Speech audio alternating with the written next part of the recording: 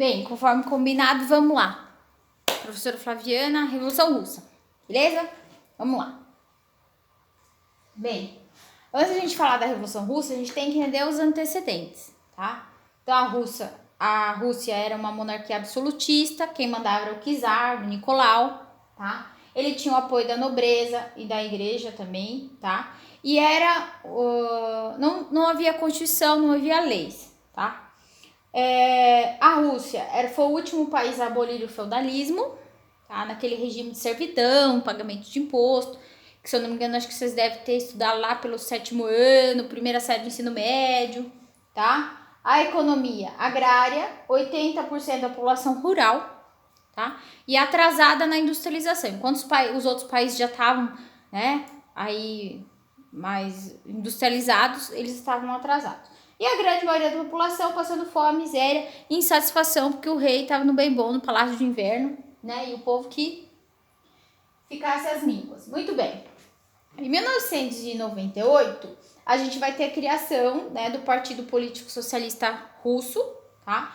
Com influência das teorias de Karl Marx e do Engels, tá? Que vai nada mais, nada menos do que, né, são influências, essas teorias que vai, vamos dizer assim, defender a implantação do socialismo, do comunismo, do fim da propriedade privada, né, da luta de classes, né? E aí, essas teorias vão falar o quê? Que o verdadeiro potencial da revolução está no proletariado, que é o operário, tá? A união dos trabalhadores e tudo mais. Muito bem. Em 1903 vai ter a divisão do partido, tá? Em 2 grupos. Bolcheviques, que significa maioria, né? Que aí vão ser os caras socialistas mais radicais, né? Revolução armada, violência, né? Socialismo já. E como líderes a gente vai ter o Lenin e o Trotsky. Aqui a gente vai ter os mencheviques, minoria, são mais os socialistas moderados, né? Primeiro vamos fazer a democracia, depois a gente vai para o socialismo, e o líder deles é o Martov. Muito bem. O que acontece? A crise só vai aumentando com o passar dos anos. Então, em 1904 e 1905 vai ter a guerra russo-japonesa por disputas de territórios na China e na Manchúria. A Rússia vai ser derrotada pelo Japão, tá? Vai perder dinheiro, vai perder soldados e territórios. Ou seja, se a situação do czar já estava feia, ficou um pouquinho pior. E vai piorando. Aqui, em 1905, a gente vai ter o Domingo Sangrento, que vai ser um ensaio da Revolução. Vai ter uma manifestação pacífica, né? As pessoas falando, ô czar, nós queremos mudança, né? E aí, o czar vai massacrar os manifestantes, mais de 700 feridos e 400 mortos. Ou seja, piorando a situação dele. Aqui, em 1905, também vai ter os sovietes, que eram um sindicato, né, de camponeses e operários, e eles vão começar a espalhar ideais de oposição ao czar. Muito bem. Vamos lá.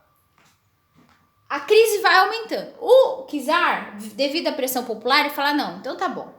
Vocês estão criticando meu governo, então vamos fazer uma assembleia, né, pra gente elaborar uma constituição. Ele vai criar uma Duma, que era uma assembleia, com apoio aí, né, vai convocar, claro, gente, né, que era do apoio dele, né, nobres, burgueses, e vai com o objetivo de fazer uma constituição, uma lei para o país. Mas depois ele dissolve, né, ou seja, desiste de tudo isso. Muito bem, o que piora a situação dele.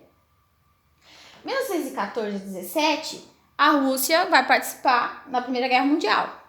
E aí vai perder territórios, né, nos países bálticos, vai perder soldados. Na verdade, os soldados se sentem abandonados pelo seu czar, né, pelo seu governante. E aí, com a participação da Primeira Guerra, o czar vai perder o apoio, inclusive, do exército, né? Aí, Revolução de Fevereiro de 1917 vai ser uma revolução burguesa. Na verdade, os burgueses, né, vamos dizer assim, as pessoas que tinham dinheiro na Rússia, né, vão começar essa revolução liberal, né? E o czar, vendo que ele não conseguia mais governar, ele vai abdicar o poder, que é renunciar ao poder. Vai entrar um governo provisório, né? Mas esse governo provisório não vai atender ainda os interesses da maioria da população, das pessoas que estavam passando fome, miséria, sem emprego, tá? Muito bem. O Lenin, que estava no exílio, né, que era lá dos bolcheviques, ele volta do exílio e ele vai começar uma campanha: paz, pão e terra, todo o poder aos soviéticos, que eram aquele pessoal do sindicato que estava espalhando ideias de oposição. E aí nós vamos ter a Revolução mesmo de outubro de 1907, que é a Revolução conhecida como Vermelha, bolchevique, liderada pelo Lenin. E aí a gente vai ter o quê? Primeiro, invasão ao Palácio de Inverno. Segundo, implantação do socialismo, da reforma agrária, terra para todo mundo, tá? Terceiro, adoção do monopartidarismo, ou seja, um partido só, né? Depois, tira a Rússia da guerra, vai perder território. Cria o Exército Vermelho, né? Nacionalização dos bancos. O que significa isso? O banco era né, tinha alguém que proprietário lá, né? Alguém que era dono do banco. O banco passa a ser do Estado, tá? Toma as produções agrícolas. Ué, você tá falando de justiça social? Tem gente passando fome. Então, se tem gente passando fome, o que você tem que fazer? Você tem que pegar o arroz e distribuir pro povo, né? Mas não só isso, ele vendia também, depois a gente vai falar disso. Da administração das fábricas aos operários, tá? Agora, ou seja, você tinha uma fábrica. Aquela fábrica vai ser agora administrada pelos operários. E o governo extremamente autoritário, tá? Muito bem. Aí a gente vai ter uma guerra civil, tá? De julho de 1918 até 1921, tá? Por um lado, os bolcheviques, o Exército Vermelho, os radicais, e por outro lado, os mencheviques, juntamente com a elite, né, o Exército Branco, que era dos mencheviques, contra a Revolução, o que vai aumentar a crise, né? Tá tudo... Aí, dentro dessa guerra civil, o Lenin vai instalar o comunismo de guerra, estatizar tudo, que é o quê? Tudo do Estado, tá? Confiscar a produção agrícola, tá errado aqui, depois eu acerto, para financiar o quê? O Exército Vermelho, e vai executar a família real. Por quê? Porque eles temiam que poderia voltar ao poder da família real. Muito bem. Em 1921 vai ter a vitória mesmo da galera aí do Exército Vermelho bolchevique. O Lenin vai criar a NEP, que é a nova política econômica, com o objetivo de reerguer a Rússia. E aí ele vai vendo que essa ideia de ficar no socialismo não vai dar tão certo assim, que ele vai ter que ter uma flexibilização. Ou seja, ele vai permitir a volta do comércio, ele vai permitir pequenas empresas privadas, vai permitir trabalhadores assalariados, né, que recebessem, desde que os salários fossem iguais, né, e vai permitir a entrada de capital estrangeiro, né, para levantar a Rússia. Muito bem.